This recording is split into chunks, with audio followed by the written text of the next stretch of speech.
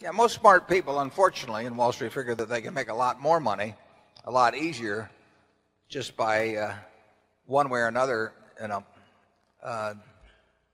getting an override on other people's money or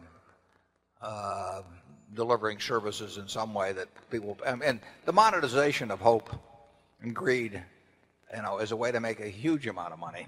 And right now, it's very just take hedge funds. I mean, I've had calls from a couple of friends in the last month that don't know anything about investing money. They've been unsuccessful and everything else. And, one of them called me the other day and said, well, I'm forming a small hedge fund, 125 million he was talking about. Like the thought that since it was only 125 million, maybe we ought to put in 10 million or something of the sort.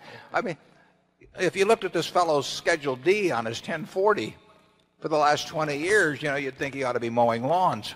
But yeah.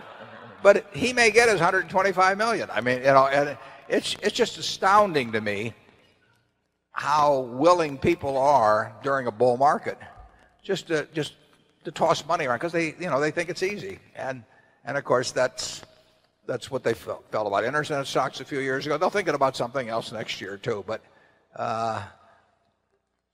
the biggest money